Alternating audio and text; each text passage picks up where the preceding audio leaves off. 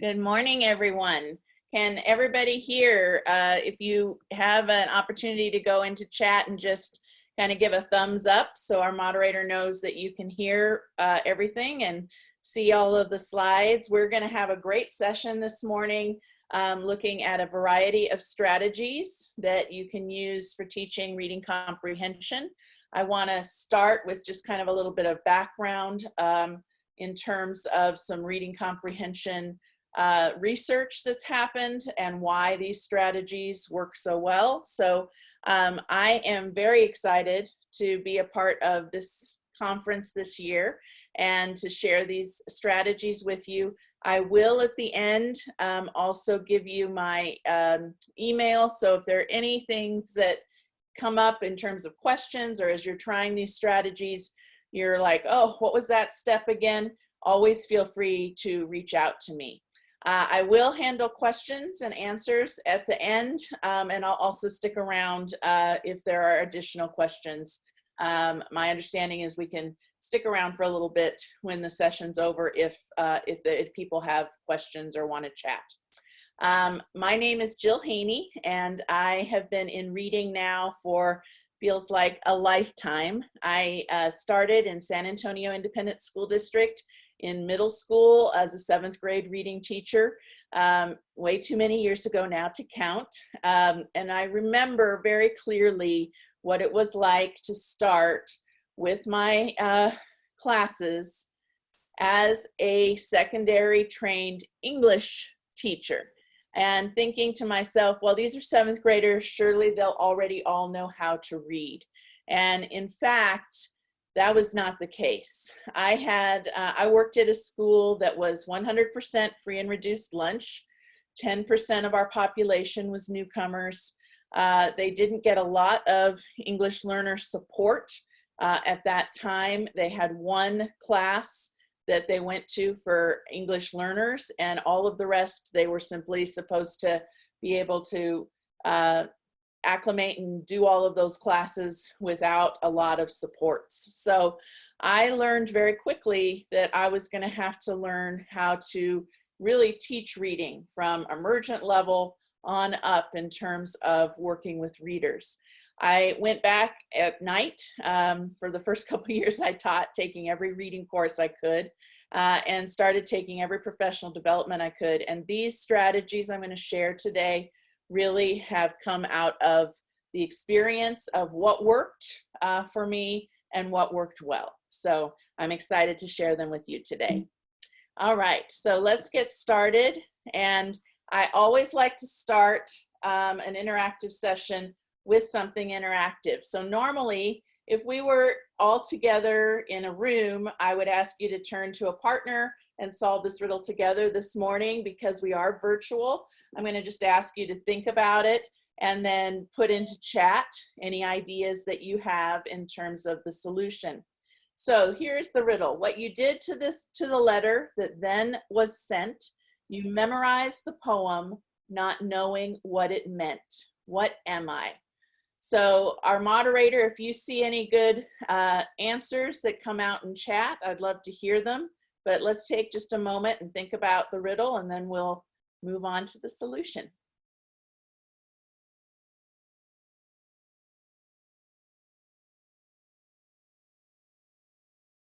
Do we have any possible answers?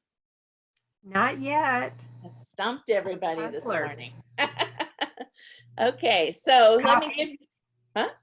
Copy. Happy? Okay, thank you. All right, so here is just a quick kind of things to kind of look at this poem.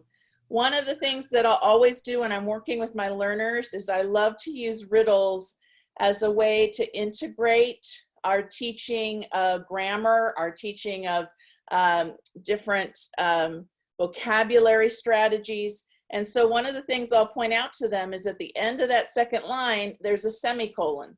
Well, we know that a semicolon means two related but separate thoughts. So that means we can really divide this riddle into two. So we take a look at those first two lines, what you did to the letter that then was sent. And I'd say to my students, well, what tense are we in there? And they'll start saying past tense. And then I start to say, well, what are some past tense things that might be done to a letter? And that's when I'll start getting lots of great ideas, like stamped, mailed, all those, wrote. And then I'll say, okay, now let's focus on those last two lines. You memorized the poem not knowing what it meant. We know that's a separate thought, even though it's related. And as we think about it, there's that rote memorization. So the answer to this riddle is actually a homophone. Rote, wrote, W-R-O-T-E, R-O-T-E. I absolutely love starting my classes with riddles. This happens to be from a group that I've used for a long time. I love this company, criticalthinking.com. These are from Dr. Doolittle's. One of the things that I think they're fantastic for is the way that they can scaffold up. So if you get a level A riddle, it's going to be very, very simple. Like, we're a bunch of flakes whose names begin with S. And, we'll get to that very easily, that it's snowflakes, whereas the level Bs, there's a lot more complexity, and level Cs, a lot of times I have to go to the answer key to even figure out what they are. So I love starting class with this kind of a puzzle as a way to not only get kids engaged right from the beginning, but also to show them that there are lots of ways that we use those skills that oftentimes get taught as separate things. And that we can really use our grammar and vocabulary skills in action to figure something out. So that really gets us down to today's focus, which is comprehension. We often talk about why we read, and I want you to think for just a moment about why you read the last book or, larger article, took some time to really sit back and read. And it may have been for any of these kinds of reasons. It might have been to get some information or to entertain. It might have been for survival. I mean, think about all of the things we read very quickly as we are out in the world, like directions that we need just to survive. It may have been for personal enhancement. But ultimately, the real purpose of reading, no matter what the reason, is to get meaning out of that text. And that is when we come to this concept of how important it is that our students comprehend. The problem is that for a long time now, we have seen a big gap in terms of students' comprehension. And I have deliberately chosen a research quote here from 1999 because, as you'll see in a moment, unfortunately, not a lot has changed. So 1999, Donahue and group were talking about how national tests reveal that although American students can read at a basic level, they cannot read and comprehend the kinds of higher level texts necessary to their success in an information-based economy. Meanwhile, Moore and their team were talking about how 1 in 4 cannot identify the main idea in text, understand informational passages, or extend ideas in text. And our issue is, it's been now 21 years. You would think that we would have learned a lot and been able to really deal with that. And yet it's very clear from the National Assessment of Educational Progress that not much has changed. If we look at our data, we still have over 60% of 8th graders nationally reading below a proficiency level. Now, we work with English learners. So this is across the board with our 8th graders. We know that when we're working with English learners, we have an even higher percent that oftentimes are quite well below proficiency level in terms of comprehension. So we have to teach comprehension. Now, over the years, lots of different researchers have agreed that we can teach this, but the key is that we must teach these strategies explicitly. And so what I found in terms of what's really explicit teaching methods that work are when they're hands-on, when there's something that kids can really get involved in, making a manipulative that then becomes helpful in terms of them strategizing. that's what we're going to do today. And to talk about why we're going to use the strategies that I'm going to share today, I want to start with a little bit of background about why we would choose these particular strategies. First of all, we know that comprehension is a series of things, that it's constructing meaning from text. Many of us think about that when we think of comprehension, but it's also using background knowledge. And this is so important for us as we are working with our English learners to recognize that the diversity in terms of their background knowledge can really affect what they understand in terms of the text that they read or the stories that we present in class. Comprehension is also about engaging with the ideas in the text and finding evidence to support our interpretations. When we think about comprehension, I like this graphic very much because it really reinforces how comprehension is really a coming together of three different elements.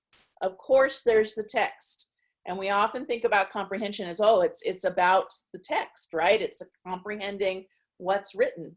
But there are two other pieces that are so critical to what that comprehension ends up being. One is the reader and that background knowledge that they bring, their understanding that they bring to the text is going to really influence how much they take from the text and what exactly they understand it to mean. The other piece doesn't get talked about a lot, and that's the context in which they read. So if you think about the fact that we have many times our students, sometimes in high stakes situations, they are going to have a very different comprehension in a high stakes, say, testing situation or where there's a lot of stress than if it's a book that they have chosen and they have a nice relaxed spot and they just kind of sit back and enjoy the reading. The context in which we read tends to really also influence what we ultimately understand from that text. Another piece that I always like to talk about is how we approach what we teach. So traditionally, and this was very true for me when I was a student, where I would get an assignment from the teacher, I would be expected to go and read in order to complete the assignment, and then most of the class time would get spent in discussion, and it would be a lot of those kind of gotcha type questions. Those questions like, hey, you know, who was the main character? What happened? And really, why were all those questions being asked? It was about finding out, did we actually do the assignment? But research is saying that if we really want to turn around our students' comprehension and reading abilities, we actually need to turn around our teaching model too. That most of our class time should actually be spent in pre-reading, in getting students ready to read that text. And that means building their background knowledge, helping them predict and question, figuring out whether it's fiction or nonfiction, and then providing them activities so that they can do guided reading. And then really you don't have to spend nearly as much time in that after reading discussion because you already know they read. You helped scaffold them along the way as they did all of that. The last piece I want to talk about before we get into the first strategy is why we would use certain strategies. One of the things we know is that when we observe mature, successful readers, they have certain things that they do that they often do quite subconsciously. They may not be able to actually say to you, hey, I can actually tell you that I'm doing this. They may do it without even thinking about it. And yet these are the kinds of approaches and skills that we know makes for that successful reading. So we know that mature readers tend to set a purpose for reading. They activate their background knowledge and they choose appropriate strategies. So they figure out, is this a fiction or a nonfiction text? and therefore, how am I going to approach it? Whereas our immature and non-successful readers and many of our emerging English learners are very much fall into this group. They may read without knowing why. They oftentimes start reading without preparation. I'll see many of my students who say, okay, that's my assignment to read. So they'll pick up a book and they just turn to the first page. They're not necessarily taking in what, whether it's fiction or nonfiction or any of those pieces, they're just following the assignment. During reading, this kind of dichotomy between mature readers and immature readers continues. So we see our mature readers monitoring their understanding. So if they get to a sentence that doesn't make sense, they tend to pause, reread, think about it. Whereas our immature, non-successful readers oftentimes remain completely unaware of their confusions. Our mature readers tend to visualize. They see what's happening as they read the text. Whereas our immature readers are simply reading and letting those words be processed because their whole intention is to read to get it finished. And finally, after reading, our mature readers tend to reflect. They think about what they liked or didn't like, what made sense to them. They summarize, and then they seek additional information or question. Whereas our immature readers, what I hear a lot from them is they get to the last page, they close that book. I'm finished, miss. Can I go off and do something else now? I mean, they don't necessarily think about then, what is it that I just read? When I ask them questions, oftentimes what comes back will be small details rather than the main idea of the text. And so when we think about all of those elements, and then we think about our English learners and the fact that vocabulary is so different for our English learners, that even for quite proficient learners, the extent of their knowledge of vocabulary is only a fraction of what it is for native speakers of English. This also creates a lot of gaps and can cause big comprehension misunderstandings. This, by the way, is the work of two researchers who work in Miami and have done a great deal of work with the vocabulary. So that's why we're here today. How can we help? Knowing all of this, what can we do as educators? Well, first of all, we know we can teach strategies, but we need to make those strategies absolutely concrete and also fun, because that's how our students are really going to engage. We are now all in a virtual situation for many of us with our classrooms now, and have been now for months. And yet it doesn't change the fact that manipulatives and hands-on strategies are incredibly powerful because they reinforce skills not only visually and auditorily, but also tactually and kinesthetically. And many of our students who struggle are more of that tactile kinesthetic learner. Plus it's fun when it's multisensory. So I'm going to talk some strategies this morning, and I want you to think about the fact that even though we're virtual, we're going to be using things that are very common kinds of school supplies, office supplies, things that our students can access fairly readily, because we still want them to be doing these hands-on things even if they are at home learning. We want to model these strategies and then have them actually doing them. And then when they're doing a hands-on strategy, that may involve them taking a screenshot or taking a picture and sending it in as part of their homework element. But we still want to make sure that they're having that experience of that hands-on learning. So the first strategy is a pre-reading strategy. Remember, we talked about how our readers we really need to spend a lot more time on pre-reading when we are working with them, because when we prepare them to read, that is when we see a lot more success as they are actually interpreting the text. So I love this strategy called skimming. It really teaches the art of glancing quickly through a text for information and then assessing interest. And the key is choice here. So if I was in my classroom, I would have an array of books for students to choose from.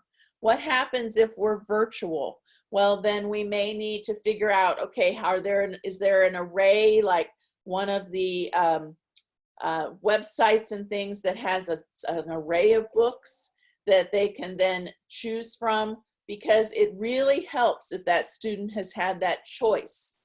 Once they choose a book, I then want to have them go hands-on with Post-it notes.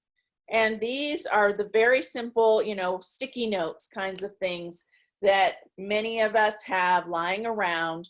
I want to actually turn these now into a reading tool. So in this strategy, if I'm in the classroom, I'm going to give each student 5 sticky notes. If they're virtual, I'm going to ask them to try and find some sticky notes that they can access. And I want them to write a question on each sticky note. Now, what are the questions? These are just 5 examples. The questions are really whatever you want them to be focused on as they are doing their reading. So I'm going to ask each of you now to just kind of jot down these questions and think about how you might approach them if you had just chosen a book. So the first question, why did you choose this book? It's really important for our students to start to understand not only do they have some choice, we know that choice is powerful in terms of helping students be motivated to read, but we also want to make sure that they see, what is it that might have attracted them to that book? Was it the title? Was it the cover image? Was it the topic? What made them choose it? And then I tend to ask these very general questions at the beginning of a school year. Who is talking? Where are you? What is going on?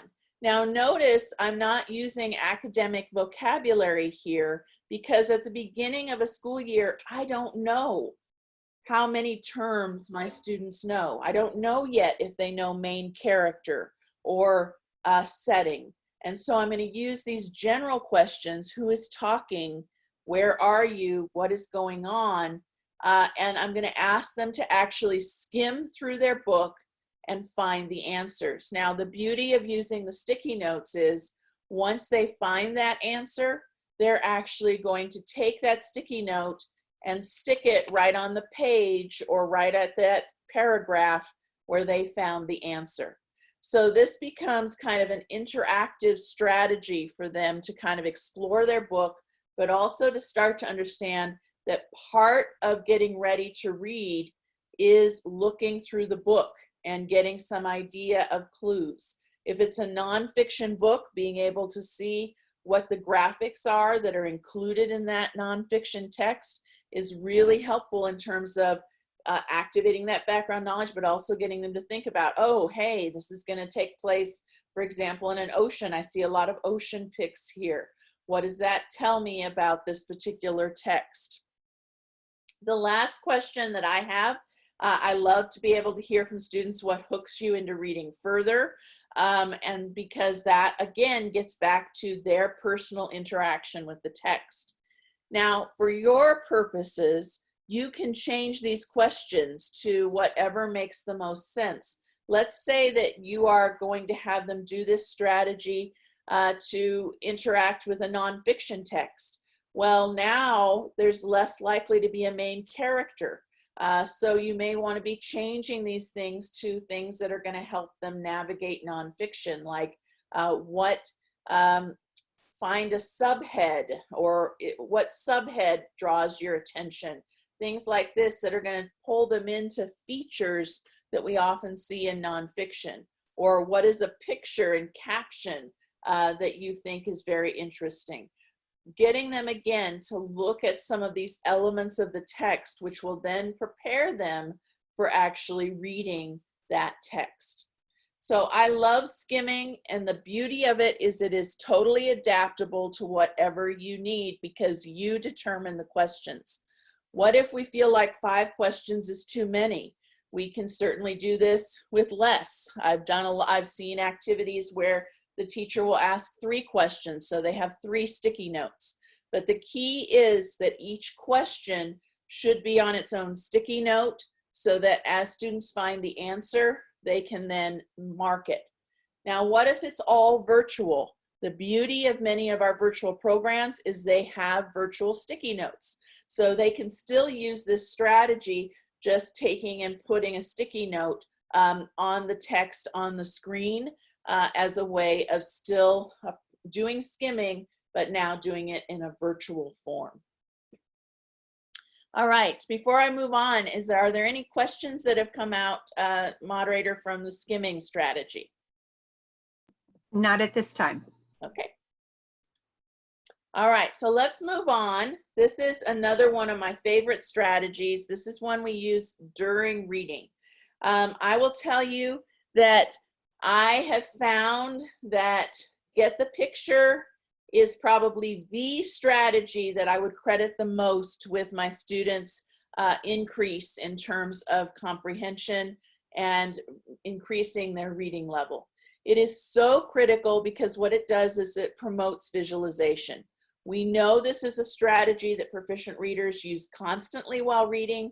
We also know it's something that students today tend to really struggle with. We live in a virtual world oftentimes. It's incredibly visual. We're surrounded by all of these visuals, whether it be bulletin boards, you know, the different memes and things like that that we're surrounded by. And so a lot of our students have not had as much practice with the idea of just visualizing in their head what's happening in the text. And yet if they do that, that hugely increases their comprehension. This strategy also is great for summarization. So I'm going to ask all of you to be my students and actually do this strategy right now. I'm going to ask each of you to take a sheet of paper or an index card. So it can be as simple as a blank sheet of paper from your, you know, your office supplies. It can also be a great index card. The key is what I want you to do once you get it is I want you to actually, oh, that's now taking my movements are taking me out of my virtual screen. The key is that I want you to actually be folding this into 3 parts and having the 3 separate sections. And I'd like each of you to actually do this. You're going to find that actually doing the strategy will really help you to also remember it. So I'm going to now share with you a story from this book, The Weighty Word Book. I don't know if any of you are familiar with it. It's been around quite a long time. One of my favorites, if you are a secondary teacher, middle school or high school, you may look at this cover and say, oh, that's got to be for the elementary. Well, I will tell you, this is probably the single best SAT prep book I've ever used.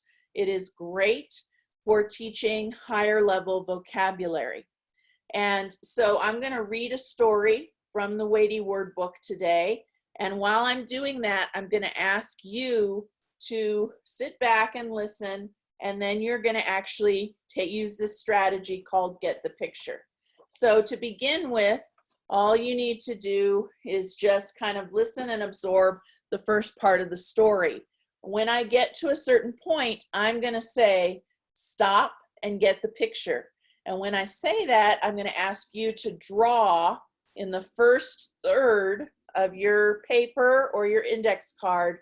I'm going to ask you to draw what's happening in the story right at that moment. Now, if you are like me and you do a lot of stick figures, that's just fine. This doesn't have to be perfect art, but I do want you to actually draw what you think is happening in the story just at that moment. So the Weighty Word Book is actually also an alphabet book. So I'm going to share with you the story that goes with the letter U. All right. So Earl Damar Bagshot had a very, very long and complicated name. And so his friends and family often just shortened it to UB. Now, UB had one particular personality trait. He absolutely, totally, completely hated to work, but he loved to shop. And so he would go out and he would buy all sorts of things, from tablets to watches to all sorts of devices and things that he liked. And yet, when the bills would come, since he didn't work, he wouldn't have the money to pay for them. So UB often would just toss the bills into the trash as he received them. Now, as you can imagine, you can't get away with that for very long. And so, sure enough, UB was arrested and taken to court for failure to pay his bills. Now, whose court should he be brought to but the Honorable Judge Lynch? And so UB was brought into court to stand before the judge, and the judge looked at UB and said, you have a choice, Earl Demar Bagshot. Jail or job? Now, I want you to stop and get the picture. So if you would take just a few moments and draw on the first third of your paper what is happening in the story about UB right now. And we'll take just a moment so that everybody can sketch. Once you have sketched, I'd like you to then label that picture. So you can write a caption, or you can just label the different pieces that you've put into the picture, but I want you to draw what's happening and then label it.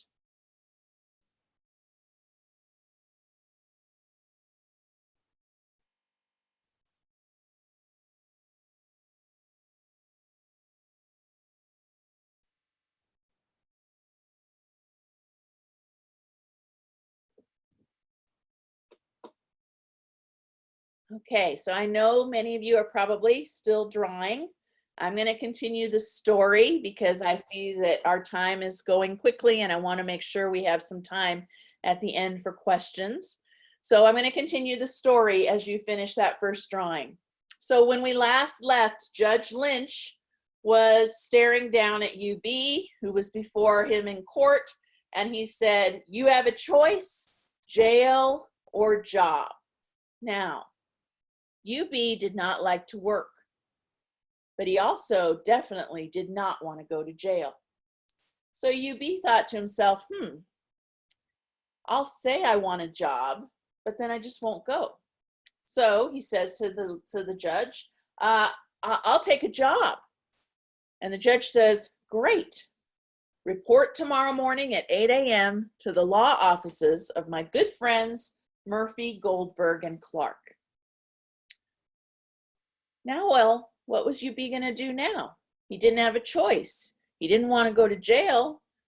He didn't really want to work, but he had to report. So sure enough, the next morning he reported to the law offices, and he did his best.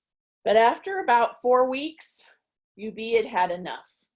So he decided that he was going to run away.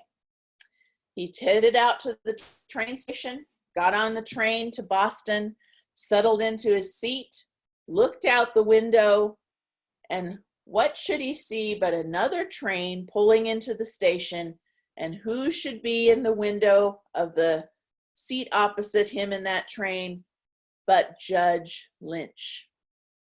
Now, Judge Lynch couldn't believe he was seeing UB, so he started yelling and saying things, but of course he was in another train. So UB just smiled, tipped his hat as the train pulled out of the station.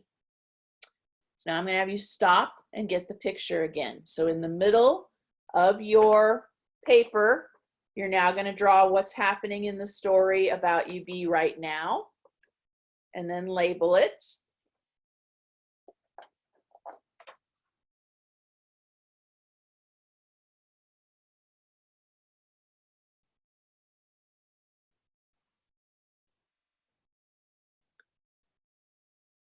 Now, if I'm doing this in the classroom, I'm going to give students normally 3 to 4 minutes to do their sketching and their labeling. just because of our limitations here in terms of time, I'm going to move along, but you can still be sketching. So you now have sketched what was happening towards the beginning of the story, what's just happened in the middle, and now we're going to finish the story. Well, Judge Lynch was not a happy person.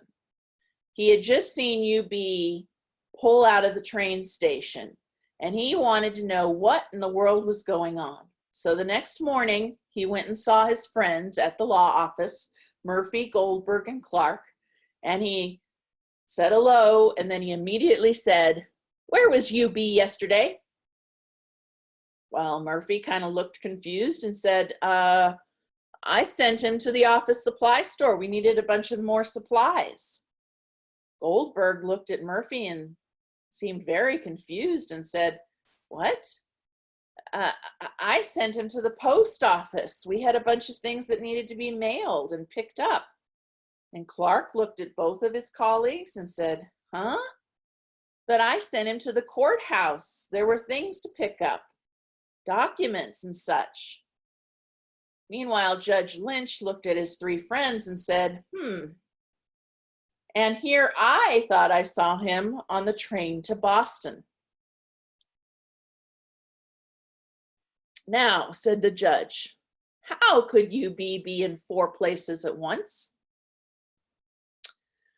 Lawyers sort of considered, and then finally Clark said, I can only conclude that yesterday UB quit us."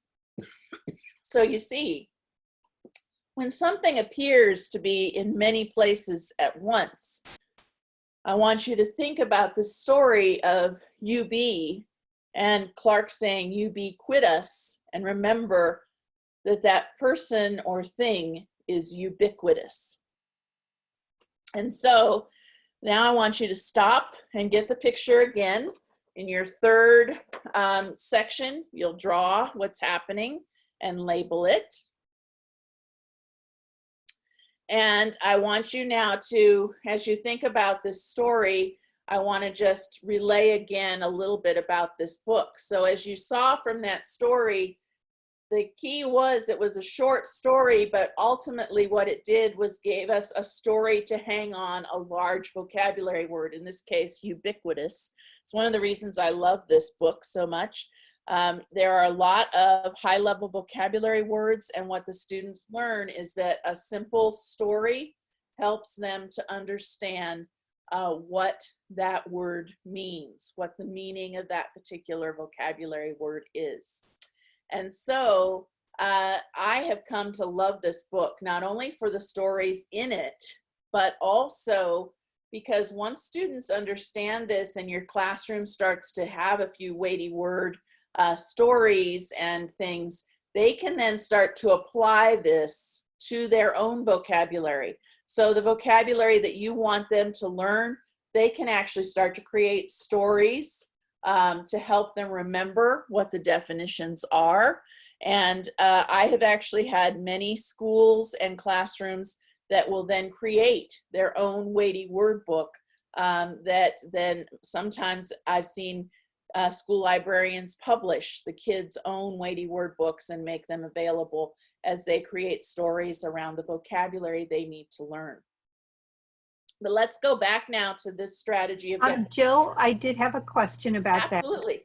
About using this strategy with beginner ELLs. Mm-hmm. So was that the question? How to use it with Yes. beginner ELLs? Okay. How do you use it and how? So, I have done this with a couple of different adaptations. First of all, it's all going to be in what story you choose, right? So you're gonna want to be thinking about from a storytelling situation.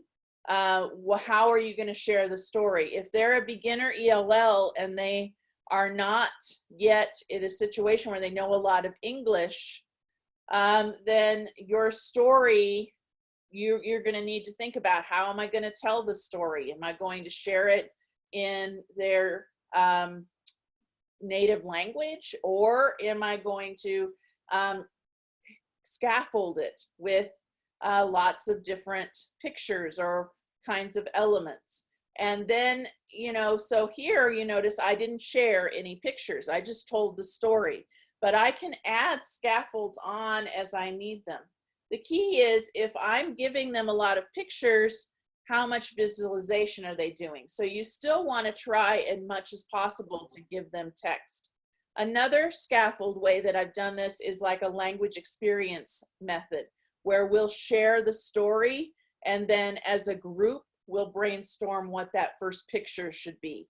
And a student volunteer will come up and draw on the whiteboard, etc. So I've seen different ways to work with the beginning ELLs. The other thing when I'm working with beginning ELLs is that my labeling becomes more about labeling individual pictures, less about writing a caption.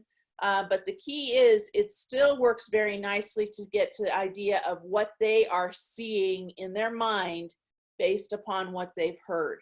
So you can definitely scaffold this when you're working with the beginning emergent ELLs, but I still find this to be an incredibly effective technique with them. One of the things I love about Get the Picture is that you can make it, move it up and down in terms of how much you request of the students and how much support you're giving them as they are creating the pictures.